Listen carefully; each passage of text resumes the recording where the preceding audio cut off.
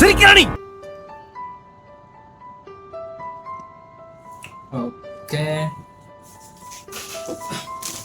Hey, hello Cosmics, my name is Cosmo. Let's welcome to my channel, The Cosmo Official.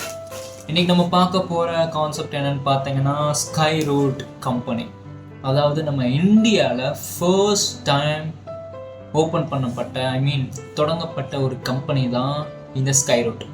என்ன bro sky ரூட்னா எந்த company? எது புதுசாக ID start up அந்த மாதிரி கேட்டிங்கன்னா நோ, நெவர். இது அந்த மாதிரி கிடையாது.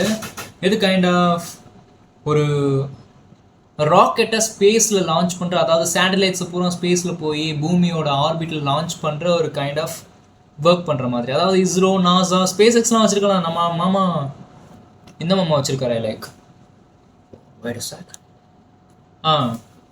நம்ம மஸ்க் மாமா வச்சுருக்காரு, அலோன் மஸ்க்.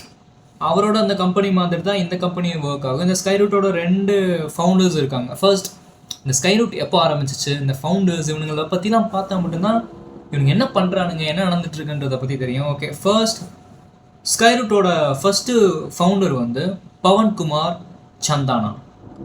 லைக் இவர் யாருன்னு பார்த்தீங்கன்னா கோ ஃபவுண்டர் அண்ட் சிஇஓ இவர் தான். இவர் முன்னாடி இஸ்ரோவில் வேலை பார்த்துருக்காரு.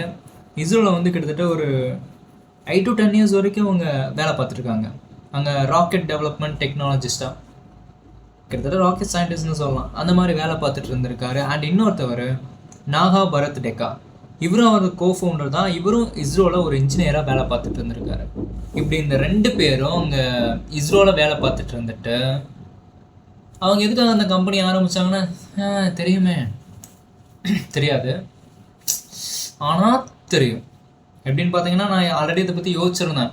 என்னப்பா அங்கே மட்டும் ஸ்பேஸ் எக்ஸ் மாதிரியான கம்பெனி இருக்குது, அதாவது ஸ்பேஸ் எக்ஸ் அங்கே அமெரிக்காவில் இருக்குது, அண்ட் இன்னும் சில கம்பெனிஸ்லாம் இருக்குது சைனா கிட்ட, ரஷ்யா கிட்ட, எல்லா இடத்துலையும் தனி கம்பெனிஸ் இருக்கானா இருக்குது. யூரோப்லேயும் சில கம்பெனிஸ் இருக்குது, அது தெரியும்.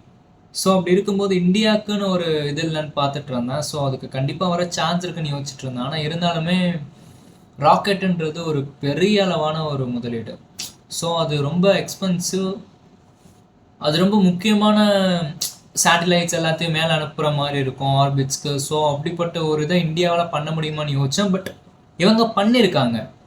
கிட்டத்தட்ட இவங்க 2 பேரும் 2018 தான் அந்த கம்பெனியை ஸ்டார்ட் பண்ணுறாங்க ஃபர்ஸ்ட் டைம். ஆனால் இந்தியனில் ஒரு ரூல் இருக்குது, அதாவது இந்தியாவில் ஒரு ரூல் என்னென்னா, ஸ்பேஸ்க்கு அந்த ராக்கெட் அனுப்புகிறாங்களே, அந்த ராக்கெட் எப்பயுமே கவர்மெண்ட் ப்ராப்பர்ட்டியாக இருக்கும். அதாவது கவர்மெண்ட்டு தான் அனுப்பணும். ப்ரைவேட் கம்பெனிஸ் இந்த ராக்கெட்ஸை ஸ்பேஸ்க்கு அனுப்புகிற அந்த ப்ராஜெக்டில் இருக்கவே கூடாது. அப்படி ஒரு கம்பெனி வச்சாலும் அது ஒரு இல்லீகல் அந்த மாதிரி இருக்கும்.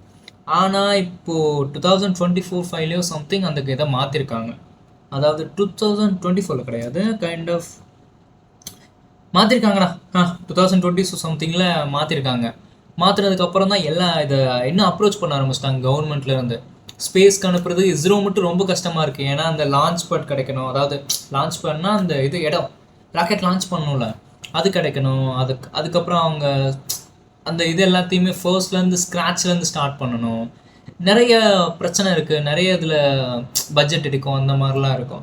ஸோ அப்படி இருக்கிறதுக்கு பதிலாக இந்த மாதிரி புதுசாக ஒரு கம்பெனி ஸ்கை ரூட்னு கிரியேட் ஆகி வரும்போது அவங்க ஸ்பேஸ்க்கு அனுப்புகிற மாதிரி இருந்துச்சுன்னா கவர்மெண்ட்டோட சேட்டலைட்ஸ் ஃபுல்லாக ரொம்ப பட்ஜெட் கம்மியாகவே அனுப்ப முடியும்ல. இப்போது ஸ்கை ரூட்ன்ற ஒரு கம்பெனி இருக்குன்னு வச்சுக்கோங்க, ஸ்பேஸ்க்கு ராக்கெட் அனுப்புகிறானுங்க, சேட்டலைட்ஸ் அப்புறம் ராக்கெட்டில் போய் விடுறானுங்க. அவனுங்க கிட்ட நம்மளோட சேட்டலைட்ஸை கொடுத்துட்டா போதுமே. நம்ம எதுக்காக மறுபடியும் ஸ்க்ராட்சில் அந்த ஆரம்பித்து அதுக்கு ஒரு இது பண்ணி பட்ஜெட் செலவாகி அப்படிலாம் இருக்கும். எங்கேயுமே பட்ஜெட் செலவாகும். பட் அது அவங்களுக்கு நம்மளோட ராக்கெட்டை அந்த சேட்டலைட்டை கொடுக்கறதுக்கு ஒரு சர்டன் பணம் கேட்பாங்க. அந்த பணத்தை மட்டும் கொடுத்துட்டா எப்படி பார்த்தாலுமே கொஞ்சம் சீப்பாக தான் வரும். அதாவது நம்ம தனியாக ராக்கெட் அனுப்புறதுக்கும் இன்னொரு ராக்கெட்டில் நம்ம அனுப்புறதுக்கும் 2க்கும் நிறைய டிஃப்ரெண்ட் இருக்குது. இது கண்டிப்பாக சீப்பாக தான் இருக்கும். அதாவது சீப்புனா எவ்வளோதுன்னா, ஒரு ராக்கெட் பில்ட் பண்ணி அனுப்புறதுக்கும் சேட்டலைட்டை மட்டும் கொடுத்து அதில் அனுப்புறதுக்கும் அந்த கிலோகிராம் வைஸ் நினைக்கிறேன், ஒரு கிலோவுக்கு சம் டாலர்ஸ்னு சொல்லுவாங்க, $50 to $70 நினைக்கிறேன். ஒரு கேஜிக்கு $50 to $70 வரும் அந்த ஸ்பேஸில் போய் விடுறதுக்கு. 50 or 70 சத்தா சரியாக தெரிலப்பா, ஆனால் எக்ஸ்பென்சிவ்னு வச்சுக்கோங்க. ஸோ அப்படி இருக்கும்போது இந்த மாதிரி ஒரு கம்பெனி க்ரியேட் ஆகுறது ரொம்ப நல்ல விஷயம். ஆனால் வித்தின் இயர்ஸில் 1.1 பில்லியன் கிட்ட அவங்க இது சேர்த்துருக்காங்க, லைக் இன்வெஸ்ட்மெண்ட். 1.1 பில்லியன்.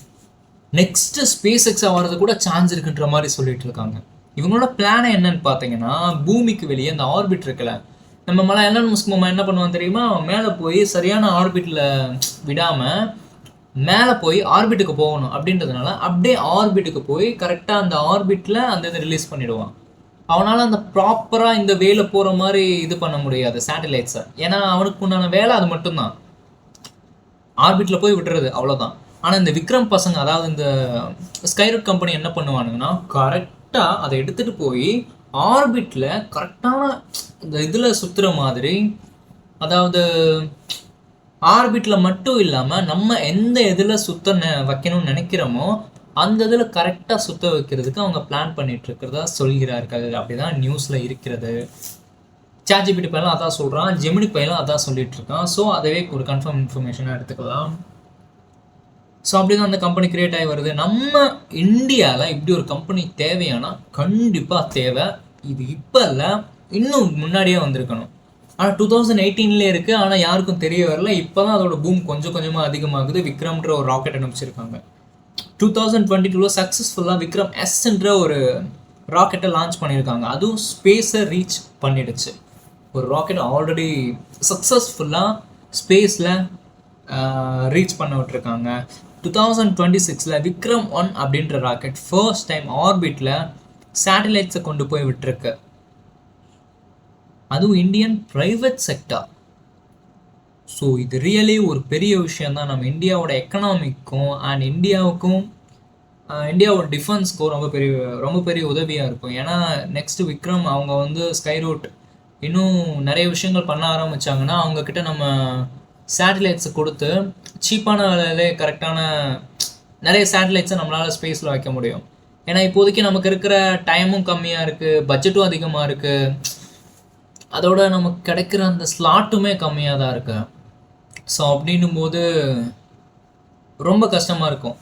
அதாவது ரொம்ப டைம் எடுக்கும்ப்பா, டைம் எக்ஸ்ட்ரா எடுக்கும். இங்கே பணம் மேட்ரானா பணமும் மேட்ரு தான், பட் டைம் நிறைய எடுக்கும்.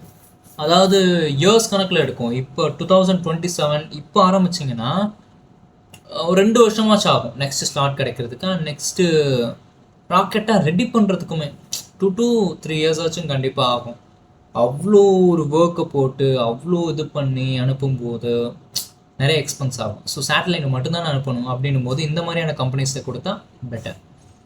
இவங்களும் கிட்டத்தட்ட ஸ்பேஸ் எக்ஸ் மாதிரி தான் ஒரு புதுவிதமான டெக்னாலஜியாக பண்ண போகிறேன்னு சொல்கிறாங்க. ஆனால் ஸ்பேஸ் எக்ஸ் மாதிரி சேம் அந்த ராக்கெட் திரும்பி வர மாதிரி பண்ணாங்கன்னா ரியலி அது இன்னும் ரொம்ப பெரிய ஒரு புரட்சியாக இருக்கும். அதாவது இந்தியாவுக்கு, நாட் இந்த வேர்ல்டு கிடையாது, இந்தியாவுக்கு அது ரொம்ப பெரிய விஷயமா இருக்கும். கண்டிப்பாக ஸ்கைரூட் கம்பெனி லிட்ரலி ஒரு நல்ல புரட்சியை ஏற்படுத்துவாங்கன்னு நம்பலாம். எனக்கும் இந்தியா நிறைய சேட்டலைட்ஸ் வச்சுருக்கணும், டிஃபென்ஸ்க்காகவும் அதோட ரிசர்ச்க்காகவும் சேட்டலைட்ஸ் ஸ்பேஸில் வைக்கணும்னு சொல்லிட்டு ரொம்ப ஆசையாக தான் இருக்குது. ஹபிள், ஜேம்ஸ் வெப் மாதிரி நம்ம தனியாக ஒரு டெலஸ்கோப் வைக்கணும், அதுதான் எனக்கு ரொம்ப பெரிய ஆசை. அதாவது இருக்கணும், அப்படி இருந்துச்சுன்னா நல்லா இருக்கும். பேருக்காக கிடையாது, ஜஸ்ட் இந்தியா வைக்கணும், அவ்வளோதான். எனக்கு அப்பப்போ தோணும் இந்தியாவும் அப்படி ஒரு பெரிய கண்ட்ரியாக இருந்தால் எப்படி இருக்குன்னு சொல்லிட்டு. ஆனால் இந்தியாவுக்குள்ளே நடக்கிற விஷயங்கள்லாம் வச்சு பார்க்கும்போது இந்தியா எப்படி இருக்குது இதெல்லாம் வச்சு பார்க்கும்போது ரொம்ப கஷ்டமாக இருக்குது. இங்கே புவர் பீப்புள்ஸ் இருக்கிறது ப்ராப்ளம். புவர் பீப்புள்ஸாக ப்ராப்ளம்னே சொல்ல வரல. அது ப்ராப்ளம் இல்லை. இங்கே இந்த புவர் பீப்புள்ஸ் இருக்கிறதுக்கு என்ன காரணம், எப்படி இந்த ப்ராப்ளம் ஸ்டார்ட் ஆகுது, என்னன்னாலும் அதிக மக்கள் தொகை. ஸோ எல்லாத்துக்கும் வேலை கிடைக்காதவங்க எங்கேயாச்சும் போய் வேலை செய்கிறாங்க. எங்கே அதிக ஒர்க்கர்ஸ் இருக்காங்க. இந்தியா முன்னேறலாம், கண்டிப்பாக முன்னேற வாய்ப்பு அதிகமாக இருக்குது. ஆனால் எப்படி முன்னேறணுன்றது நம்ம பிரதமர் டிங்கு அவர் தான் முடிவு பண்ணணும். டிங்குன்னு சொன்ன உடனே நான் அந்த மாதிரி மீன் பண்ணல, அந்த மாதிரி சொன்னேன், புரிஞ்சுப்பேன்னு நினைக்கிறேன். ஓகே guys, ஐ ஹோப் ஒன்றும் இல்லை, 2 பேர் தனியாக சேர்ந்து இஸ்ரோவில் வந்து வேலை பார்த்துவிட்டு, சரி இஸ்ரோ இங்கே கொஞ்சம் கேப் இருக்குது, இந்த கேப்பை ஃபில் பண்ணால் நான் கொஞ்சம் ப்ராஃபிட் பண்ண முடியும், அதோட ஒரு பெரிய கம்பெனியும் க்ரியேட் பண்ண முடியும் அப்படின்ட்டு க்ரியேட் பண்ணவங்க தான் இந்த ஸ்கைரூட் கம்பெனி. இப்போதைக்கு நல்லபடியாக போயிட்டுருக்கு. நல்ல நெக்ஸ்ட் ராக்கெட் க்ரியேட் பண்ணுறத சொல்லிட்டு இருக்காங்க, நல்ல பூம்லையும் போயிட்டுருக்காங்க. ஹைப்பில் போயிட்டுருக்காங்க. ஏன்னா நெக்ஸ்ட் ஸ்பேஸ் எக்ஸ் மாதிரி வரும்னு சொல்லிட்டு கண்டிப்பாக அவங்க மேலே நிறைய இன்வெஸ்ட்மெண்ட் வரும். ஐ ஹோப் இவங்கள மாதிரி கம்பெனிஸ் இன்னும் நிறைய பேர் வரணும், வந்து நம்மளோட நிறைய சேட்டலைட்ஸை ஸ்பேஸில் கொண்டுக்கு போகணும், நம்ம இந்தியாவுக்கும் எக்கனாமிக்கலாக அவங்களை ஹெல்ப்ஃபுல்லாக இருக்கணும், இந்த மாதிரி பிஸ்னஸ்க்கும் சப்போர்ட் பண்ணணும். ஹலோ மோடிஜி, சப்போர்ட் பண்ணுங்கள், நல்லா இன்னும் நிறைய சப்போர்ட் பண்ணுங்கள். இவங்களுக்கு நல்லா தான் சப்போர்ட் பண்ணுறாங்க. ஏன் இஸ்ரோக்கிட்டே கூட தேவையான விஷயங்களை வாங்கிக்கலான்ற மாதிரி சொல்லிட்டு இருக்காங்க. ஸோ அப்படி இருக்கும்போது ஓகே, நல்லா சப்போர்ட் பண்ணுறாங்க. இன்னும் இந்தியா பெட்டராக வரணும். I hope everything is gonna be good. India வரனா ஒரு வல்லரசு நாடாகும் நம்பலாம். I hope everything is gonna be good. Okay guys, அவ்வளோதான் நான் சொல்ல வந்தது. இப்படி ஒருத்தவங்க செய்கிறாங்கன்ற உடனே எனக்கு ரொம்ப இன்ட்ரெஸ்டிங்காக இருந்துச்சு, ரொம்ப ஆர்வமாக இருந்துச்சு. ஸோ அதை உங்ககிட்டயும் சொல்லிட்டு போகலான்னு வந்தேன். See in the next video Cosmics. I hope நீங்களும் இந்த மாதிரி புது புதுமான இன்னோவேஷன் வரும்போது சப்போர்ட் பண்ணுங்கள் இந்தியாவுக்கு அண்ட் அந்த கம்பெனிக்கும். Everything is gonna be good. See in the next video Cosmics. Stay peace of your life. Stay peace. Bye.